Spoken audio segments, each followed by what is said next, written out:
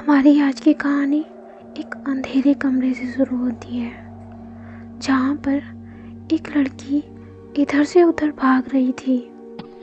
वो वहाँ से निकलने की कोशिश कर रही थी, लेकिन उस गहरे अंधेरे में उसे कहीं से भी निकलने का रास्ता नहीं मिल रहा था। वो ज़ोर ज़ोर से चिल्ला रही थी, लेकिन उसकी चीखें कोई नहीं सुन रहा था। लेकिन तभी अचानक उसके सामने आती है एक औरत, और वो औरत उसके ऊपर झपट पड़ती है। डर के मारे वो लड़की जोर से चीखती है और वो जाग जाती है। इस लड़की का नाम तृप्ति था। तृप्ति एक सपना देख रही थी, बहुत डरावना सपना। तृप्ति का हस्बैंड पास में ही सोया हुआ था। तृप्ति के चिल्लाने से वो जाग गया था और वो उसको शांत करता है। क्या हुआ? डरावना सपना देखा तुमने? चलो लो पानी पी लो, गहरी सांस लो। तभी तृप्ति कहती है, वो मैं उस कमरे में बंद थी, और वो औरत। कौन औरत? तुमने बहुत ज़्यादा डरावना सपना देखा है। ऐसा करो, तुम सो जाओ, ठीक है? मैं जाग रहा हूँ, चलो सो जाओ। और वो तृप्ति को सुला देता है। तभी तृप्ति का हस्बैंड, जिसका नाम अभी था, वो सोचने लगता है कि ये इस घर में उसका पहला दिन है। उन्होंने लव मैरिज की थी और उसके बाद दोनों ने मिलकर ये घर खरीदा था। उनके सपनों का घर था ये। आज पहले दिन ही तृप्ति का ऐसा हाल देख के अभी को टेंशन होने लगी थी। तभी अभी भी सो जाता है। कुछ देर बाद ही अचानक से घड़ी की बेल बजती है और एक कुर्सी ज़ोर ज़ोर से हिलने लगती है। कुर्सी के हिलने की आवाज़ तृप्ति को सुनाई देती है और तृप्ति धीरे धीरे अपनी आँख खुलती है। उसे कमरे में कुछ भी दिखाई नहीं दे रहा था, क्योंकि जब अभी सोया था तो उसने लाइट बंद कर दी थी।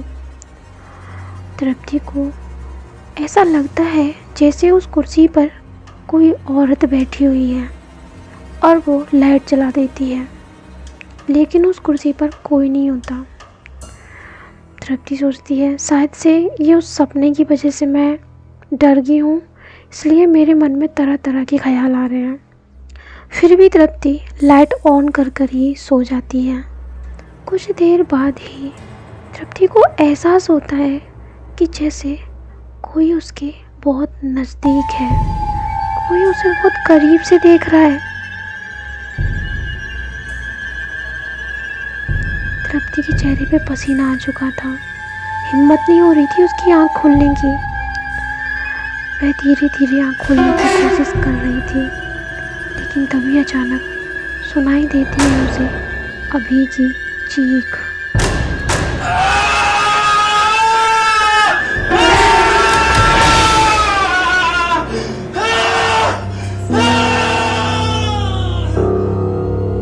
अभी की चीख सुनते ही जल्दी से तृप्ति अपनी आंखें खोलती है और अभी की तरफ देखती है, तो वो देखती है कि एक औरत अभी के सीने पर बैठी हुई है और ज़ोर ज़ोर से हंस रही है।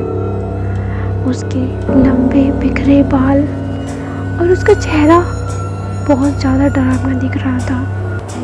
तृप्ति को कुछ समझ नहीं आता तो वो उस औरत की तरफ झपटती है उसे हटाने के लिए, क्योंकि वह अभी के लिए बहुत ज़्यादा परेशान हो गई थी। लेकिन तभी वो औरत अचानक से गायब हो जाती है। लेकिन एक औरत की डरावनी हंसी से पूरा घर गूंज उठता है। कभी वो औरत रो रही थी तो कभी वो औरत हंस रही थी। अभी और तृप्ति बहुत ज़्यादा डर चुके थे। वो दोनों बेचारे घर से जैसे तैसे बाहर आते हैं और घर के बाहर आकर उस रूम की तरफ देखते हैं तो उन्हें दिखाई देती है वही चेयर जो ज़ोर ज़ोर से हिल रही थी, और दिखाई देती है उस पर एक बैठी हुई औरत जो उस कुर्सी पर बैठी हुई थी और उन दोनों को देख रही थी। तृप्ति और अभी पूरी रात घर के बाहर रहते हैं। जब सुबह सब लोग जागते हैं तो पड़ोसियों से उनको पता चलता है कि यहाँ पर इससे पहले एक महिला रहा करती थी। उसका हस्बैंड काफ़ी समय पहले ही मर चुका था और उसके कोई बच्चा भी नहीं था। इसी खिड़की के पास बैठी रहती थी वो पूरा दिन, क्योंकि उसके पास कोई जाता ही नहीं था, कोई उससे बात नहीं करना चाहता था, तो वो अकेली उस खिड़की के पास ही बैठी रहती थी। लेकिन सभी लोग उसे ताना देते थे। ये ताने उससे सहे नहीं गए। ऐसे ही एक दिन तंग आकर उसने अपनी जान दे दी। काफ़ी दिन तक जब वो महिला बाहर नहीं निकली, खिड़की पर ही उसकी कुर्सी रखी देखी तो लोगों को शक होने लगा और लोगों ने पुलिस को बुलाया। जब पुलिस उसके घर के अंदर गई तो काफ़ी बदबू आ रही थी और देखा कि उस खिड़की के पास वो कुर्सी अभी भी रखी हुई थी और उस पर वो महिला, उसकी बॉडी सड़ चुकी थी, बदबू आ रही थी उससे। पुलिस वाले भी उसके पास नहीं जा पा रहे थे। लेकिन इसके कुछ दिन बाद ही लोगों को वो महिला दिखाई देने लगी थी उस घर में घूमते हुए। अक्सर उस घर की लाइटें जल जाया करती थी और कभी बुझ जाया करती थी। कभी कभी तो दिन में भी लोगों ने उसे खिड़की के पास उस कुर्सी पर बैठे हुए देखा है, जैसे कि वो पहले बैठी रहा करती थी।